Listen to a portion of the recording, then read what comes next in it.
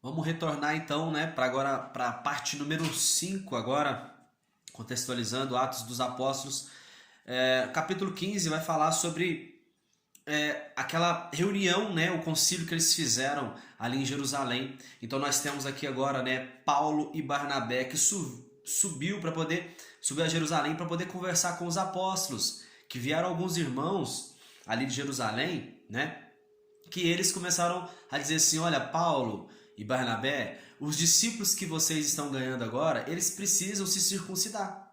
Então, né, Paulo e Barnabé discutiram com esses irmãos e agora eles foram até Jerusalém para poder conversar com os apóstolos. Pedro, ele se levanta e diz que Deus havia levantado ele para ele poder pregar primeiramente para os gentios, como de fato foi.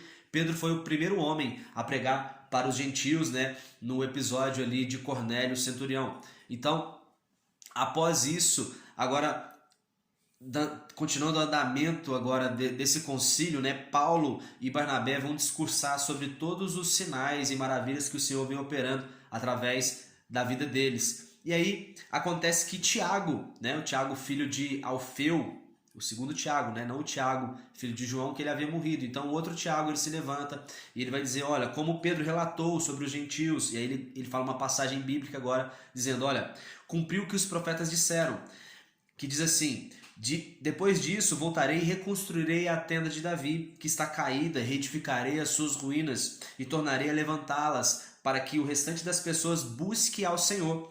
Sim, todos os gentios sobre os quais é invocado o nome do Senhor. Então, Tiago, ele reitera a fala de Pedro, dizendo que realmente, olha, Deus é um Deus também dos gentios, não é só dos judeus. Então, né, ele vai dizer assim: olha, não vão constranger os judeus, né? Aliás, melhor dizendo, os gentios, os que estão aceitando a palavra. Mas vamos fazer o seguinte: a gente vai escrever uma carta aqui para que eles se abstenham. Olha só, primeiro, das contaminações de ídolos. Isso. Agora, os apóstolos entraram em acordo para que eles escrevessem uma carta, né, para que depois Paulo e Barnabé e os seus demais discípulos ali, né, os que andavam com Paulo, para eles falarem para os novos convertidos, Então, quais eram as restrições que eles impuseram aos novos convertidos? Primeiro, contaminação de ídolos, imoralidade sexual, eles não se envolverem com imoralidade sexual, se absterem da carne de animais sufocados e do sangue. Então, essas quatro coisas. Porque ele vai dizer: olha, porque desde tempos antigos Moisés é pregado todos os dias de sábado, né? Então, algumas coisas ali eles tinham que realmente, né, se abster. Então, eram essas quatro coisas. Então, os apóstolos e presbíteros decidiram enviar Paulo e Barnabé a Antioquia. E aí eles escolheram, né, Judas Barrabás e Silas para poder estar indo junto com eles. Então, por intermédio dos apóstolos, né, e presbíteros, eles mandaram uma carta aos irmãos em Antioquia, Síria e Cilícia. Essa carta para que, né, os irmãos, os gentios, os novos convertidos, eles obedecessem a essas deliberações que eles fizeram ali. Então, eles dizem na carta que alguns homens saíram sem o conhecimento deles. Eles vão explicar: olha, gente, nessa carta a gente vai dizer, porque assim, saíram alguns homens aqui do nosso meio, né, para poder falar um monte de baboseira aí para vocês. Então, assim, a gente quer deixar explicado, né, para vocês que isso não partiu da gente, né? Isso os apóstolos e os presbíteros de Jerusalém dizendo.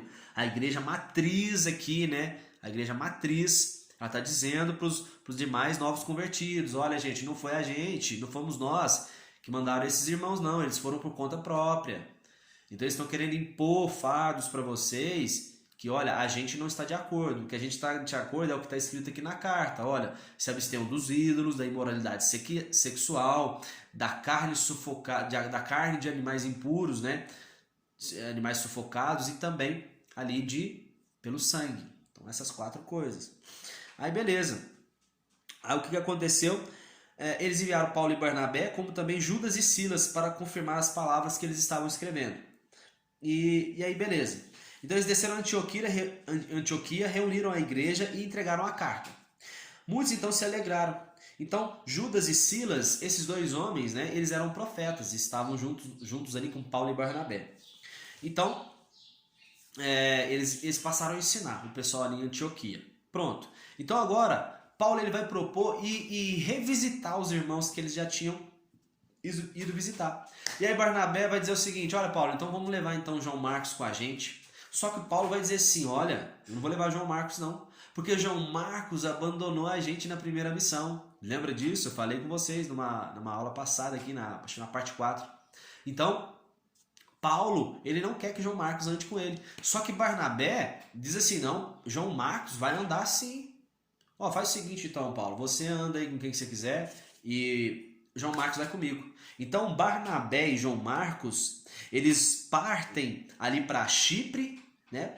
E Paulo vai chamar Silas, o profeta, e eles vão agora pela Síria, Cilícia, encorajando as igrejas, né? Revisitando. Então agora há essa separação.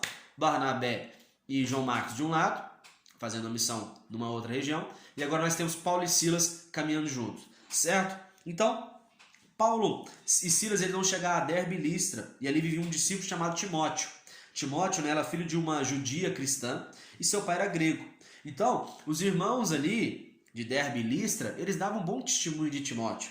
Então, Paulo quis que eles os acompanhassem ele e Silas. E com isso, Paulo vai circuncidar a Timóteo por causa dos judeus que viviam naquela região, né? Pois eles sabiam que seu pai era grego. Então, para que não houvesse nenhum tipo de impedimento, né? Para que os irmãos dessem crédito a Timóteo, então Paulo vai dizer assim: Timóteo, eu preciso te circuncidar. E Timóteo aceita e ele é circuncidado.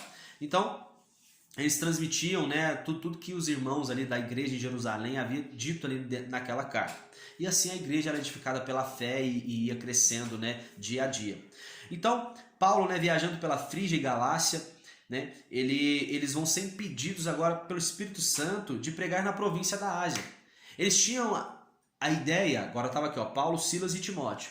Eles tiveram a ideia de pregar na Ásia, só que o Espírito Santo disse assim: não, vocês não vão não. Aí aconteceu que agora eles pensaram em ir para Bitínia, mas também o Espírito de Jesus vai dizer assim: não, vocês não vão. Aí Paulo, numa visão, ele vai ver um irmão da Macedônia pedindo para que ele fosse pregar lá naquela região. Então, Paulo entende assim: gente, então se o Espírito Santo impediu a gente de ir para a Ásia e de ir para Bitínia, olha, eu tive uma visão. Então eu creio que a gente tem que ir para Macedônia. Então eles concordam e assim eles agora se preparam, né, para ir pregar para aquele povo. Então foram para Filipos, né, que é uma cidade mais importante do distrito da Macedônia, e era uma colônia romana também. Então eles saíram para poder a beira-mar ali para poder orar, e aí eles conversaram com algumas mulheres ali. E uma delas temia a Deus e ela se chamava Lídia, né, uma vendedora de tecido de púrpura da cidade de Tiatira. Então ela foi batizada juntamente com os de sua casa. E aí Lídia, após ser batizada, né, juntamente com os da sua casa, ela pede para que Paulo, Silas e Timóteo fiquem ali com ela. Então, os três eles foram orar, e aí saiu uma jovem escrava tomada por um espírito, né, imundo, que a usava para prognosticar eventos futuros. E aí essa mulher seguia ele dizendo assim: olha, esses homens são servos do Deus Altíssimo e vos anunciam o caminho da salvação. Agora, uma mulher aqui, que ela tinha um espírito imundo, e ela falava, né, lia cartas, como se fosse uma cartomante hoje, e ela dizia que Paulo, Silas e Timóteo eram cheios do Espírito Santo e que estavam anunciando o caminho da salvação. Aí depois de vários dias, Paulo ouvindo aquela conversa, e ele vai entender: olha, essa mulher não vem de Deus não, o que ela está dizendo. E aí ele vai falar o quê? Ele vai dizer assim: olha, em nome de Jesus, retira-te dela. Essa mulher estava endemoniada. Olha só o que estava acontecendo. E ela estava dizendo que eu não estava falando mal deles. Ela vai dizer assim: esses homens são servos do Deus Altíssimo e vos anunciam o caminho da salvação. Mas por entendimento do Espírito Santo, Paulo entendeu: olha, essa mulher não tem nada de Deus. Muito tremendo isso. Então, os proprietários daquela escrava que ganhavam dinheiro com ela, né, para ela ler a mão, vamos dizer, ler a mão das pessoas, ler o futuro das pessoas, arrastaram então, né, Paulo e Silas e Timóteo, que também estava com eles, diante das autoridades para a praça principal, né? E aí eles vão dizer assim: olha, esse povo aqui, esses três homens aqui, eles têm costumes diferentes, né, de nós que somos romanos, né? E aí os magistrados, eles vão rasgar suas roupas e ordenaram que Paulo, Silas, né, e Timóteo, os três que estavam juntos, eles fossem açoitados com varas. E depois disso jogaram eles na prisão. Aí é interessante, né, pensar porque aqui a Bíblia vai dizer que somente Paulo e Silas foi preso. Então Timóteo estava junto com eles ali, mas provavelmente Timóteo não participou disso, senão o texto tinha dito pra gente, né, que Timóteo estaria aqui. Então, em tese, quem recebeu essa punição aqui de ser preso foi Paulo e Silas. E eles foram presos ali aos pés do tronco. Então, como é que era essa prisão no tronco, né? Eles ficavam aqui amarrados pelas suas mãos. Era uma prisão, era uma tortura que faziam com eles. Era uma forma de tortura, um tipo de prisão, que era uma forma de tortura. Então, seus braços eram presos e os seus pés eram presos ali em troncos, né? Havia só uma brechinha para os seus pés entrarem ali, de modo que eles não tinham como se mexer os pés. E as mãos eles podiam só mexer aqui um pouco, né? Por causa das correntes que estavam a eles. Então, à meia-noite, Paulo e Silas, mesmo nessa situação, eu fico imaginando, gente, como é que eles se precisassem coçar a perna, não tinha jeito. Então era um tipo de tortura muito, muito, muito foda mesmo. Então à meia-noite Paulo e Silas estavam orando, entoando hinos, enquanto os demais presos ouviam. Então aconteceu um terremoto tão violento que os alicerces da prisão eles foram abalados. E as portas elas se abriram e as correntes se soltaram. Então o carcereiro ele chegou e viu as portas abertas. Então logo ele já desembainhou a sua espada e ele já ia tirar a sua própria vida. Quando Paulo viu isso, ele vai dizer assim, não, cara, não faça isso. E aí, ele vai dizer assim, Paulo vai dizer, olha, os presos, cara, eles estão aqui, eles não estão fugindo, não.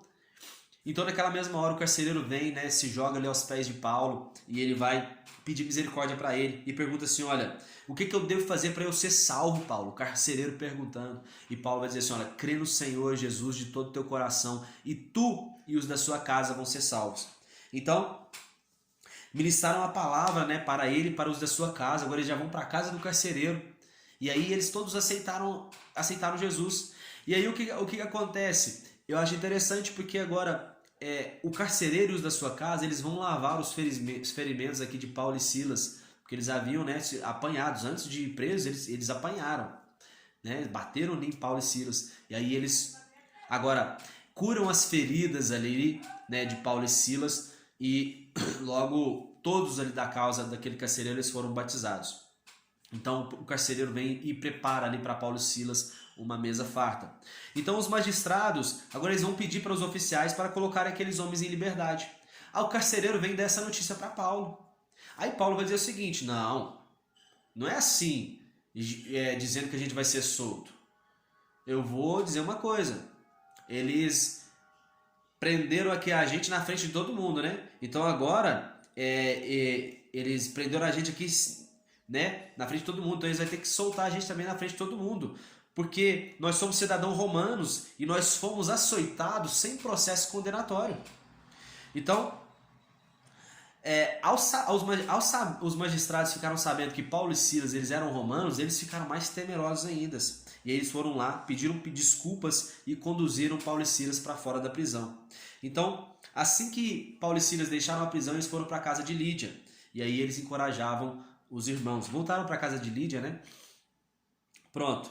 Então agora eles chegam a Tessalônica, onde havia uma sinagoga judaica. Como faziam habitualmente, né, Paulo, eles foram à sinagoga e argumentou com o povo com base nas escrituras, dizendo que Jesus é o Messias. Lembra que eu falei, né? A base ali da mensagem de Paulo era dizer que Jesus era o Messias. Então, judeus, né, eles se uniram ali a Paulo e Silas, bem como gregos e senhoras da alta sociedade. Então os judeus, mais uma vez tomados por inveja, eles tentaram matar ali a Paulo. E eles agitavam a população, dizendo, né, para eles poderem ficarem contra Paulo. Então, Paulo agora estava na casa de um homem chamado Jason. E aí, a população, incentivada por esses judeus que estavam com inveja de Paulo, eles vão agora invadir a casa de Jason. Só que Jason havia escondido Paulo e Silas ali. E aí acontece o quê? Que não encontrando Paulo e Silas, eles agarraram Jason e os outros irmãos e eles entregaram Jason e alguns irmãos ao governante da cidade. Então, eles acusaram eles de estarem proclamando decretos contra o rei César, dizendo que Jesus é rei. Mas Jason e os demais irmãos, eles foram libertos após o pagamento de fiança. Então, à noite, os irmãos eles enviaram Paulo e Silas a Bereia. E aí vai dizer, a Bíblia vai dizer que os bereanos, eles eram muito mais nobres do que os tessalonicenses, né? Eles receberam ali a palavra e aí tudo que Paulo e Silas estavam falando com eles, eles consultavam nas escrituras para saber se aquilo ali era verdade. Então eles eram essas pessoas, né, nobres, pessoas que realmente conferiam para ver se estava na palavra o que eles estavam ouvindo. Então muitas mulheres, né, judeus, mulheres gregas, né, da alta sociedade creram ali no evangelho. Então, os judeus de Tessalônica tomaram conhecimento. Lembra que Tessalônica é a cidade anterior que Paulo tinha ido. Sempre eles perseguiam a Paulo, né? Era a cidade, Paulo passava numa cidade, ele fazia tanto amigos como inimigos. E aí esses inimigos perseguiam a Paulo. Então, né, eles rumaram agora para Bereia para poder instigar a população contra Paulo, né, os judeus ali de Tessalônica. Então, mais uma vez, os irmãos eles vão ter que enviar Paulo, né, para um outro lugar, para que eles não matassem a Paulo. E aí eles mandam Paulo, né, ao litoral. Mas Silas e Timóteo, eles permaneceram ali em Bereia. Então Paulo foi para Atenas sozinho. E aí ele vai dizer assim para que Timóteo, né, e Silas, o quanto mais rápido possível, se reunissem a ele. Mas então agora, nós temos ali Silas e Timóteo em Bereia, e Paulo vai ser enviado a Atenas.